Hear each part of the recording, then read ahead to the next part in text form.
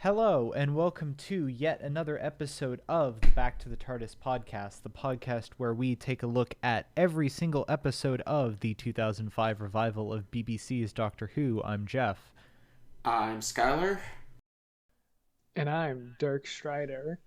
And this week, we are discussing Series 6, Episode 3, The Curse of the Black Spot, by, let me check my notes here, Steve Thompson, has he just done this one? He has written Journey to the Center of the TARDIS and co-wrote Time Heist. Not you. One of those is you, and one of those is definitely not you, and is Poggers. Yeah, mixed track record. Yeah. Okay. So in this episode, we have a good fun. After all the crazy shit of last week, we turn around and go back to general Doctor Who romp pirate adventure stuff. And while I don't think this is a particularly bad episode, I do think it is worth noting that the same thing that I said last week kind of applies to this, where it's like I feel like with what this series arc was doing, having it just show up like at the beginning of the series, during the mid-season, and then at the end was a mistake, because I think it needed to be more in-depth to really land properly. And since I just came from watching Wedding of River Song on my own time, yeah. Yeah, this episode doesn't do much for the arc, but it felt, just in a vacuum, I felt like this is a good, solid, like, Series 5-esque 11 and TARDIS crew romp. Yeah. Yeah. Yeah, it's definitely a Doctor Who episode. Will say toe to that. tip, that is a Doctor Who episode.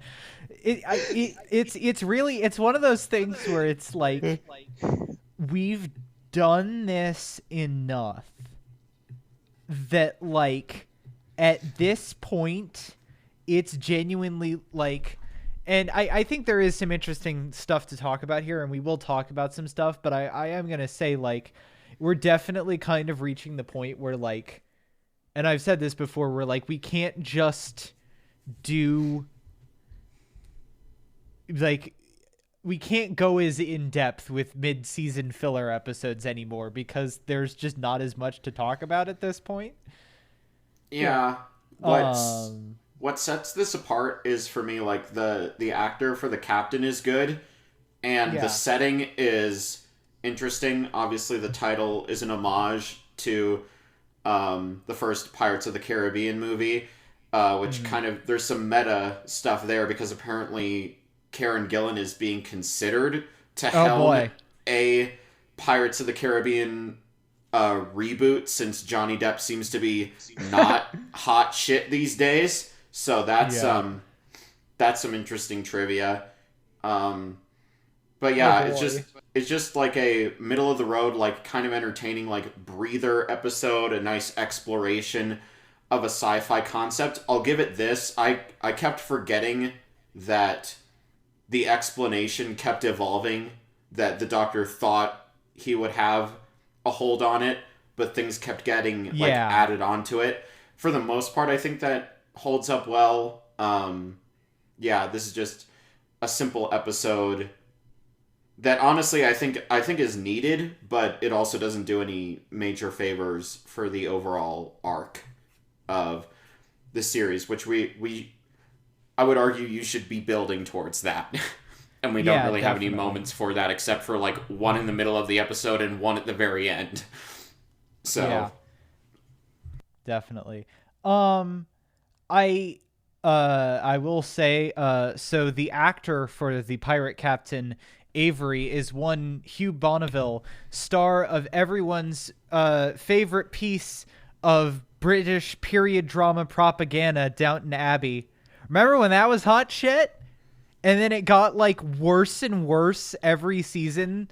And, like, even the people who were, like, lib and bougie as fuck and were like, ah, yes, this fucking like class propaganda of the good old days is kind of bad now, not gonna lie.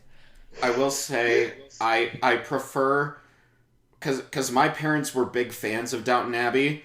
For some reason, like Grey's Anatomy and Downton Abbey were their shows. Don't ask me why those two go together. And I would rather have them watch that than The Crown. But that's like, I can't speak for The Crown because I haven't ever watched anything of The Crown, whereas I have seen some Downton Abbey. yeah, I guess it's a pick your poison type of thing, but I definitely prefer him being a pirate to whatever the fuck his character was. I watched like 5 episodes Nobility, years ago. Yeah. Yeah, definitely this episode is a very and then story, but it kind of works. I mean, there was never a point where it like really pushed things too far, and I was like, yeah, no, this, if you sort of just keep rolling with the original setup, then yeah, sure, it works. Mm-hmm. Yeah, it's a very inoffensive episode. Yeah, that is true. What I was going to say is that it does have a very and then nature, but it does kind of fit how Eleven is constantly like piecing together what's going on and getting it wrong multiple times. So it's kind of it's something that I do like, where it's like, I feel like a lot of the time in the episodes that we've been watching, or not, maybe not for the show, but episodes that I've been watching, because of course I've been going a little bit ahead, like I will look at the timer on the Blu-ray player at the point where Eleven like actually for real figures out what's going on, and we start to move to okay, we're gonna turn it back around and start to fight the monster. And in this case, like a lot of the times it's pretty solidly at the 30-minute mark, and in here it's really not until the last 5 minutes. Yeah, and I like that. I will say some of the jumps in logic, I think the one that was the flimsiest was like, oh, I don't know, she's clearly intelligent, maybe if we prick ourselves we'll find out they're still alive. I was like, I could nitpick that, but at the same time it's like, we need to keep this moving. And the episode, honestly, for all things considered, is pretty well paced, considering how many like characters and moving parts are on it. It manages to pull off this story that you could very easily just make kind of boring, but like have it so that you're moving along with it. So I'll give the writer credit for that. Yeah. Another thing I wanted to bring up was, in my research, for this episode, I found out that this was originally going to be like after the like break. It was going to be after A Good Man Goes to War. And I honestly think them moving it here was a good move. Yeah, that would have been even worse. Yeah. Like, it's already a jarring shift, but it would have been even worse. Yeah, by a long shot. Just thinking of the two-parter that opens the series with, like, going on to Night Terrors from here. Like, I like that episode from memory, but, like, that just would have been, like, too much, man. I wouldn't have been jiving with that. So to have this be here, it's like, it's a nice breather. It's kind of fun. Should they do more setup for the main arc? Probably. But at the end of the day, I'm not going to be mad at this guy for like delivering a solid episode that I could like put on in the background and enjoy and have some good like chemistry and dialogue. Yeah, it's an definitely. episode of Doctor Who. Like, yeah, I know we've been making this joke since like season 1 or something, but there are just these episodes, these mid-season episodes that you watch it and you're like, yeah, that was an episode of Doctor Who, and that was your takeaway. And this is very much that kind of episode. And also at the same time, like, I think that a lot of the, like, the problem is that, like, for example, like, I feel like something like a Series 8, no, not Series 8, something like a Series 10, yeah, let's go with Series 10, where, like, the entire season is like, I think with one exception at worst at that level, that's a baller season. I think series 1 is also kind of that too. It's just that I don't know. It's like sometimes there are episodes where it's like, yeah, this was an episode, but it was still like a really good, solid episode. And then there are ones where it's like, yeah, it's just an episode. And that's this one. This felt, correct me if I'm wrong, Jeff, but this felt very classic-y in that it's just like, we need to have an adventure. Yeah, definitely. And I felt like at the very last moment they were just like, oh shit, we have to get some character work in. So they had Amy save Rory, which is like a touching scene. But at the same time, I was just like, okay, we've been having this fun romp with some kind of like horror-ish elements, psychological horror. You're playing with, pirate mythology. You're having fun in the genre, whatever. But at the very end, it's just like, I know you won't give up to save me. And I'm just like, well, this is all true. But it's coming at the very end of the episode. It was, I don't know. Again, it's not a complaint. It's just like, when you really sit back and look at it, it's just like, well, there's not much here, except for like a decent sci-fi exploration. Like, yeah. Yeah. So, yeah. And it is like, it's a fun, like pirate romp. I think it actually, like, considering that, like, when you think about it, it's location locked to a ship and like, a ship and then like a spaceship interior in terms of location for pretty much the entire episode. I think it uses that like really economically. Yeah, definitely the sets were very good. The sets for the ship specifically were, they put them together pretty well, and it was very convincing. It really sold the pirate vibes. I will say one thing that did get me was just Amelia pulling out a sword and just being able to sword fight immediately at the beginning of the episode. Look, man, this is Moffat Who. This is the kind of shit that just that you just roll with it. Whatever. Yeah, no, because I saw that and I was like, oh yeah, it's the mommy boy. He's thinking about Amelia slitting his throat with that thing. I'm not even thinking about that. I'm just thinking of the generally it's like on site. Yeah. I'm not even thinking of that. I'm just thinking of the general more like madcap kind of vibe that the whole era has. Like, yeah, there's that, I guess. But that wasn't actually what I was thinking about. So, yeah. I will say, like, character work doesn't really feel as good as some of the other, like, just an episodes. Like, the other pirates are just kind of there, and then you have the one pirate guy who's pretty good. Yeah. I honestly don't know how I feel about the whole thing where he, like, goes into the TARDIS and is kind of able to intuit the controls because he's a captain. Like, on the one hand, it's stupid, but on the other hand, it doesn't, like, not emotionally resonate. I likened it to Series 5 purposefully because there are some moments that feel like it's Doctor Who but told as a fairy tale. Because take a look at the ending where he's flying a fucking spaceship and he has his son and the crew is behind him. Like, obviously, what the fuck? But also, fuck yeah, man, you earned it. Like, it's dumb, but I love it. Is the vibe I got from it.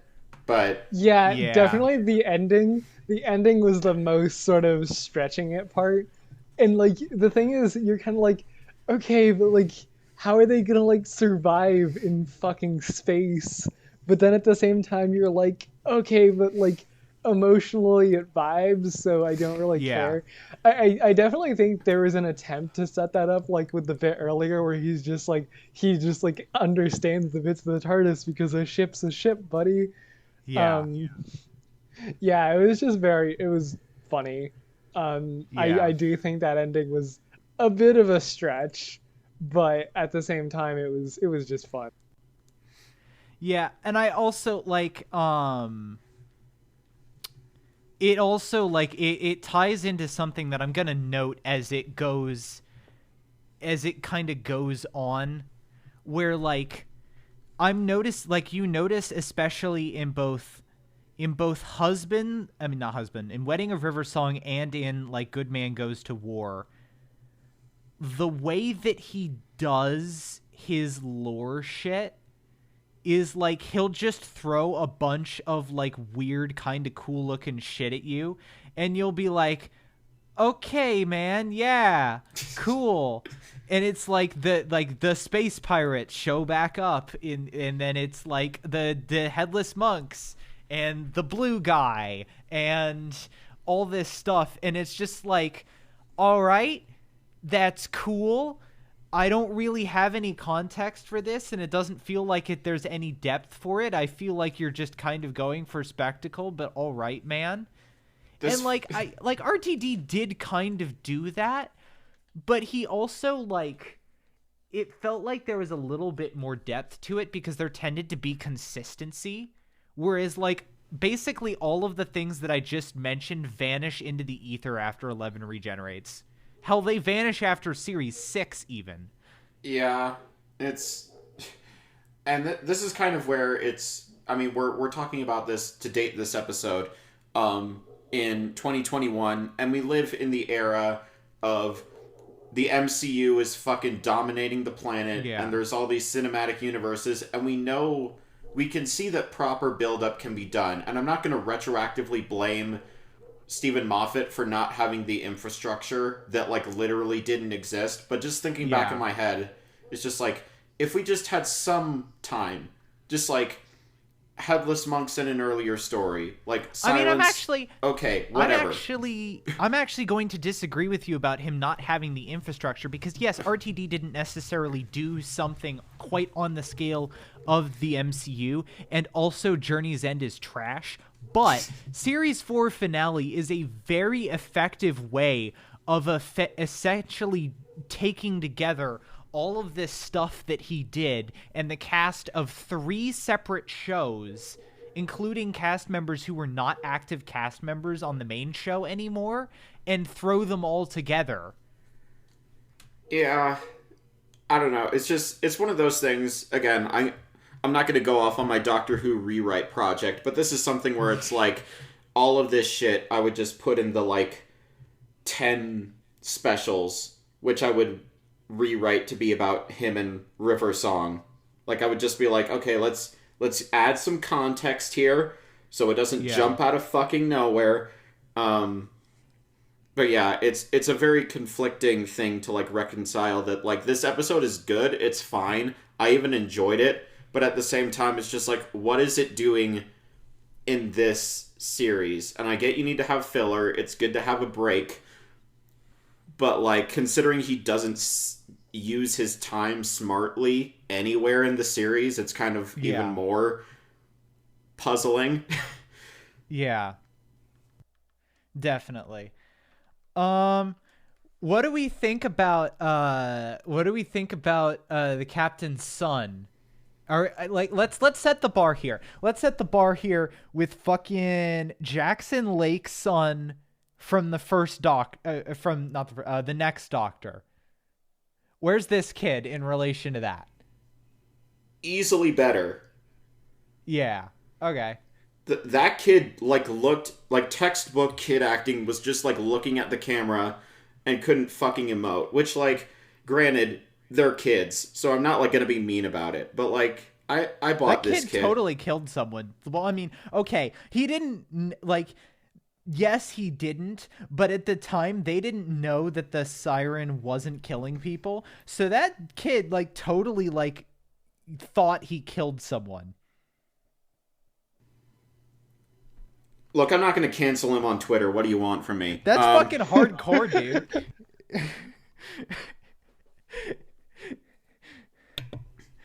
It actually to get like, I'm getting ahead of myself, but there's totally a part in Husbands of I keep saying Husbands. My brain keeps trying to fill in the better episode. In Wedding of River Song, where like 11 like intentionally triggers like a trap that like deals with someone who's trying to kill him, and I'm like, 11 totally just killed this dude. Like, what the fuck? Shrug. Yeah, this is kind of funny because I'm realizing as we're talking about this that Time Heist employs a similar device here where they think people are being killed but actually they're not.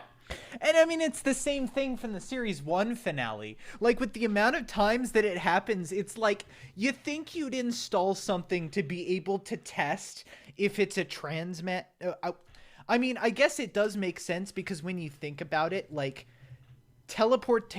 disintegration is just the first part of teleportation. Teleportation just includes a part where you put them back together again in a different place. If we ever do the Star Trek podcast, half memeing, that's going to be a topic because like people still debate that about teleporters, but yeah, it's just and in other ways it's just interesting to compare this episode to Time Heist because it was co-written by the same person, yet where Time Heist succeeds, where I think this fails, is that there's more through line on character development for 12 and more development for his dynamic with Clara, and I probably like the side characters more because I like all the side characters there, and I only like the captain and maybe his son in this episode.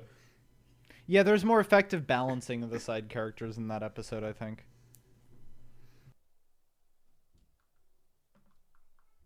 All right. So let's see here.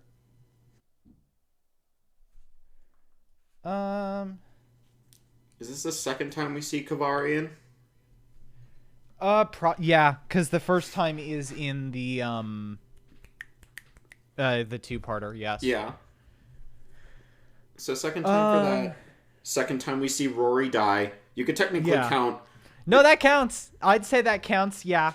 Well, no, you could count Rory dying twice because first he falls in the water and then he's drowning and Amy has to save him. So you could count twice. I literally thought that when watching the episode, I was like, "Oh, we're doing this again. We're just killing him." Yeah.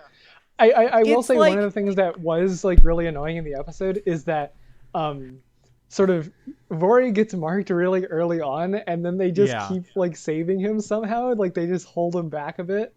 Yeah.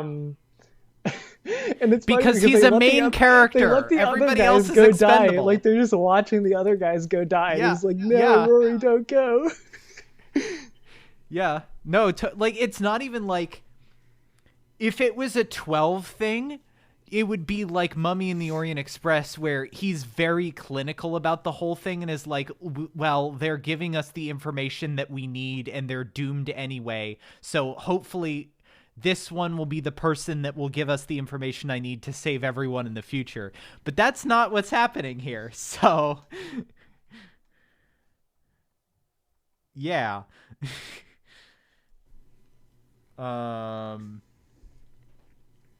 Yeah, all right.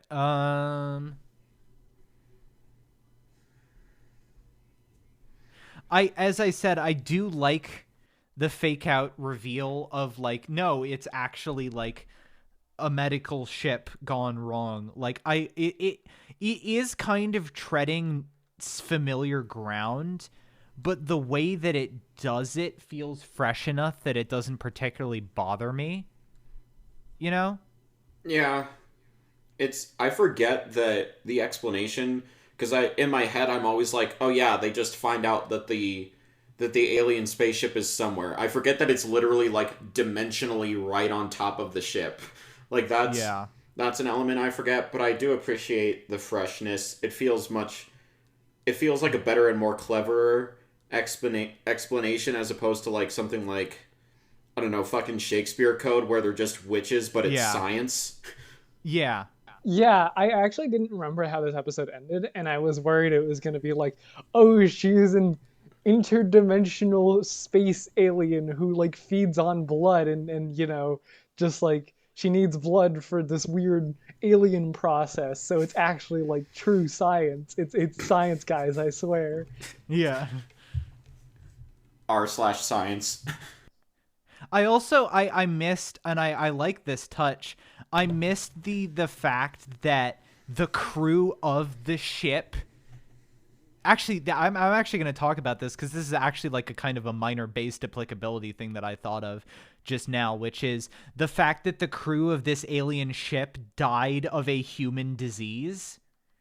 It's explained because, like, when you think about it, this was the age when there was a whole bunch of like European countries going and colonizing the Americas and other lands and like inadvertently killing like hundreds of thousands because they like know the people in the Americas hadn't built up the immunity to the European diseases. Yeah, and eventually it became purposeful. But yeah, no, that I caught that too. That was it was a good like grounded moment, and I don't even know if it was necessarily intentional, but accidentally based too. I'll take it. Yeah. It was definitely a good moment. It also begs the question why that's the only time we ever see it happen though. For the same reason that the Reapers only show up once. Exactly. Canon in my Doctor Who.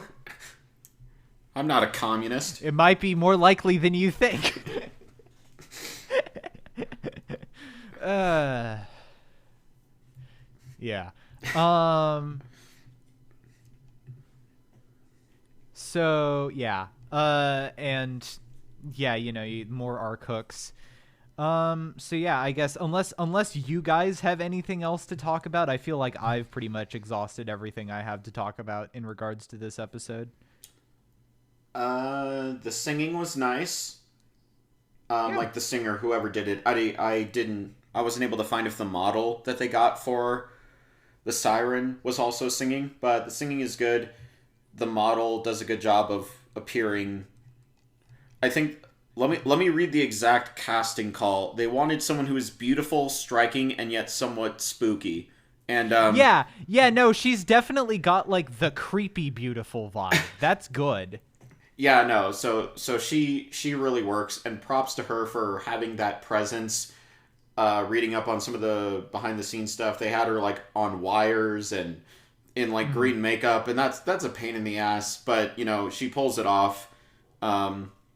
Good TV magic right there. That's about the only thing I haven't talked about. Yeah. I'll add to that. I do think her design was really good. Visually, the effect was pretty good. It felt sort of somewhere between sci-fi tech, hologram, and actual ghost. Yeah. And so it sort of nailed this middle ground perfectly, where I was like, I wonder what she's gonna be. I wonder what she could be. This could be so many things. Yeah. So I think it hit a good middle ground in there, and just generally, I'd say the plot of it, it followed a good pacing and stuff. I think there's a very good logical progression as they sort of move through things and figure things out. There's just a very good straight through line throughout the episode where they sort of, they show up and then they're like, okay, what the fuck is going on? They do one thing and then they're like, okay, this is what's going on. And they're like, okay, we need to figure out a plan. And then the first plan fails and then the second plan fails. And then they're like, okay, well, now we figured out that it's actually mirrors, not just water. And then they do more shit with that. And then there's the big sort of climax moment where they're like, okay, this is finally our chance to get away. But then it gets messed up. And then the Doctor just does this little reversal. I'm going through the whole episode, but basically I think there's a very good plotting to it, basically, where there's just like this, okay, we're here, we're stuck, let's hammer it out, let's get through this. And he just sort of very logically progresses through different plans and figures things out and gets them through it. And I think that's very well written. I think I think the pacing and plotting of this episode are its strength. Mm-hmm. Yeah, definitely. True. All right. Well, with that, so yeah, I guess to move it on to ratings, yeah, it's like very solid. It is an episode of Doctor Who B. Literally, not just B, the fucking B emote, the emoji. B. It's my rating. Poggers. Yeah, solid episode of Doctor Who. I enjoy it because it has Series 5 vibes. I like the dynamic between Amy, Rory, and the Doctor. Aside from that, it's a very competently executed exploration of an interesting sci-fi concept and playing with the genres, the tropes, putting Doctor Who in that setting. It's textbook. This is what you can do with a Doctor Who episode. Probably my second favorite episode from this writer. First would obviously be Time Heist, and we'll talk about Journey to the Center of the TARDIS when we get there. Yay! Yeah. Give this episode a strong C, light B. Yeah, this is a real episode of Doctor Who, for sure. So true. No, I do think there's good plotting here. It's a solid sci-fi story. It's a good 45 minutes of Doctor Who. It's not exceptional. The characters are fine. The Doctor is fine. The monster is good. The story is good. And that's about what you can say about it. And it's a 7.5. No, 7. I'll say a 7. All right. So yeah. Next week, I'm very excited because we will be discussing not just any episode of Doctor Who. We will be talking about The Doctor's Wife by Neil Gaiman, which I am very, very excited for. So yeah. Until then, you can follow the podcast on Twitter at B2TARDISPod. You can support us on Patreon for a number of benefits, like early access to episodes, the ability to listen in live to episodes being recorded, and potentially even the ability to guest star on an episode of your choosing. I'm Geoff. You can follow me on Twitter at WheatleyDL. I want the siren to dom me, and you can follow me on SkyHigh 9_5. Gotta get one every week. Like clockwork. It's your boy, Dirk Strider, and you can follow me at NestQuixotic on Twitter. And we will see you all next week.